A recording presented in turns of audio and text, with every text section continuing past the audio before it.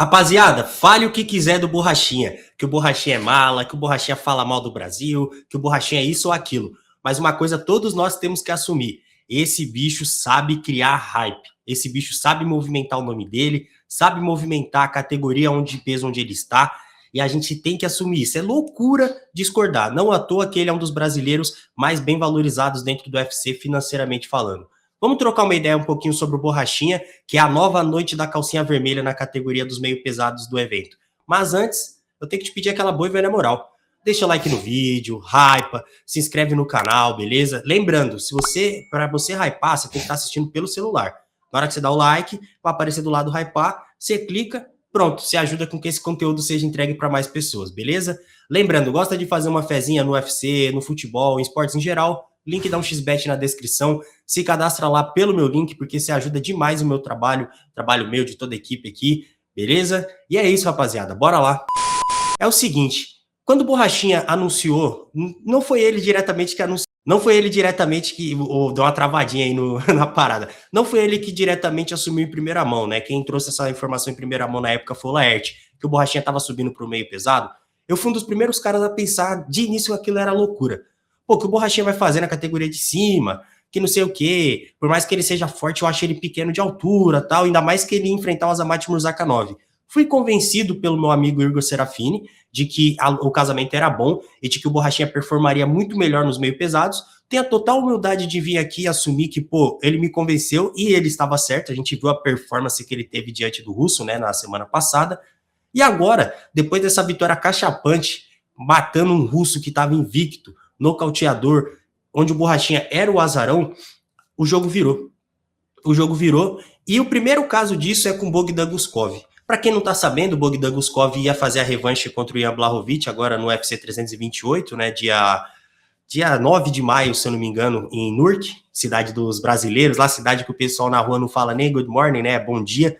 Porém, a luta caiu, o Ian Blachowicz acabou lesionando o menisco. Eu acho, inclusive, eu tenho a opinião que a gente não vai ver mais o Ian Blachowicz lutando, porque na idade que ele tá, uma lesão de menisco, que nunca é uma lesão fácil, né? Lesões no joelho em si, como todos já são complicadas. Eu acho que a gente não deve ver mais o Ian Blachowicz lutando, ele deve se aposentar. E o Bogdan Guskov mirou em quem? Né, para uma nova luta? Já mirou no Borrachinha. Ele já deu uma aspa ali, não vou trazer aspa aqui, que eu nem me lembro de cabeça, nem programei nada aqui é um mangue, como vocês sabem, mas ele já falou do Borrachinha, alguma coisa de lutar com ele. Aí o Coach Igor, que é o treinador, head coach do Bogdan, a head coach do Walter, head coach do Sergei Pavlovich, também já foi lá e deu uma cutucadinha falando que o Borrachinha tá se achando demais, que não sei o quê, que fazia sentido o Bogdan lutar com ele. E aí, cara, a gente já começa a perceber um movimento de pessoas na categoria querendo enfrentar o Borrachinha, porque sabe que essa categoria dos meio pesados sem o Alex Poatan, ela tava fadada ao fracasso.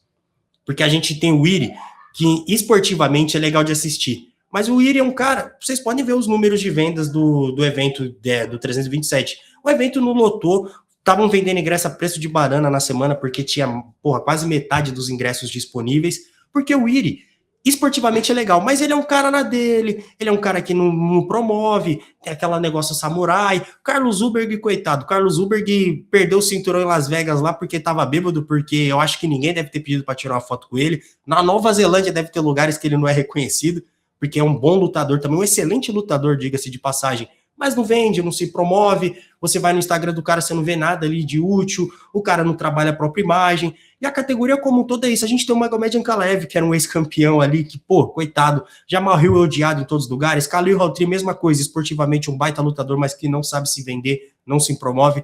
A categoria estava fadada ao fracasso.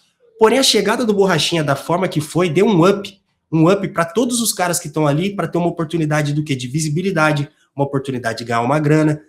O Borrachinha, na minha opinião, ele vai salvar essa categoria esse ano, com a subida do Poatan. Enquanto o Poatan estava lá, não precisava de um cara igual o Borrachinha, porque o Poatan sozinho estava segurando no peito, né? Qualquer cara que coloque para lutar contra o Poatan, a luta vai vender, porque é o Poatan. Hoje é a maior estrela do evento disparado. Porém, o Poatan não está mais lá. Então, o Borrachinha, nessa chegada para o meio pesado, ele vai se tornar naturalmente a noite da calcinha vermelha. Todos os lutadores que estão ali no topo vão querer enfrentá-lo. Eu não duvido nada que daqui a pouco o Ankalaev vai aparecer querendo enfrentar ele também. A gente tem o próprio Carlos Ulberg, que quando voltar pode falar de enfrentar o Borrachinha. E o Borrachinha é um cara ligeiro, ele sabe disso. Enquanto a categoria já tá se movimentando falando dele, ninguém que o Borrachinha tá mirando no Josh Rocket nos pesos pesados. Na minha visão, ele quer enfrentar o Josh Rocket? Até quer. Mas mais do que isso, ele tá meio que de forma indireta desprezando os caras que estão no meio pesado. E isso é estratégico. Isso é estratégico porque os caras que estão ali vão se sentir desprezados e vão começar a falar o nome dele. E vão gerar hype. E vão gerar hype até chegar num ponto que ele vai ter uma lista de 6, 7 nomes ali, ó, produtivos. 6, 7 nomes produtivos, não, desculpa, eu falei errado, né? Mas 6, 7 nomes para fazer algo produtivo. 6, 7 nomes para ele escolher a dedo quem ele quer enfrentar. E mesmo sem ser o campeão da categoria, naturalmente ele vai se tornar a maior estrela ativa da divisão. Claro, se o Chimaev vai lá e espanca o Sean Strickland e sobe, aí o jogo muda, porque o Chimaev também gera um puta hype. Mas se isso não acontece, o Chimaev não sobe, a categoria vai ficar refém do Borrachinha. A categoria se torna refém dele. E tá nas mãos dele, cara, gerar hype. Está nas mãos dele escolher com quem ele quer lutar. Então, meu irmão, ele tá no melhor cenário do mundo, na minha visão, e isso é muito da estratégia dele, juntamente com a equipe, juntamente com a esposa dele, um planejamento estratégico de subir pro meio pesado no momento certo, no momento do eminente subida do Poatan. A categoria ia precisar de uma nova estrela, de um novo nome para gerar hype. Ao mesmo tempo, nos médios, ele já estava meio que passado. Não que ele não tivesse capacidade de voltar ao topo da divisão, mas porque as derrotas que ele teve, né, tudo aquilo acabou meio que tirando um pouco do hype dele naquela divisão. Então, cara, o bicho é estratégico demais, velho. Eu, particularmente, eu sou fã do trabalho do Borrachinha, sou fã do Borrachinha como atleta. Às vezes eu acho que ele fala umas loucuras ali, umas paradas que ele nem queria falar, mas só pelo hype, mas eu valorizo e entendo, porque dá resultado, dá engajamento. Olha as redes sociais dele, inclusive dá um parabéns aí pro Fabrício, né? Pro Fabrício e pro PP, que são meus amigos, meus parceiros de trabalho e que cuidam diretamente das redes sociais dele. Tem que fazer um cebola para a família, para os amigos, né? Mas, cara, você vê que esse bicho é diferente. Então você pode odiar, você pode gostar, enfim, qualquer coisa do tipo, mas uma coisa é certa, tem de respeitar, porque o que esse cara faz é diferenciado. E não à toa que ele é muito bem valorizado pelo evento. Então, na minha humilde opinião, o Borrachinha se tornou a nova noite da calcinha vermelha na categoria dos meio pesados. E não se assustem, foi o Bogdan que apareceu agora, daqui a pouco vai ser um Carlos Ulberg quando estiver voltando para lutar, vai ser um Khalil Rountree, vai ser um Willy Prohaska. Aos poucos, todos os principais nomes da divisão vão querer lutar com ele, porque sabe que vai gerar hype.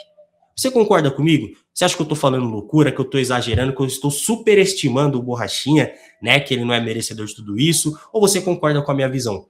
Pô, me responde aí, deixa aqui nos comentários. Lembrando, deixa like no vídeo, se inscreve no canal, hypa se tiver pelo celular.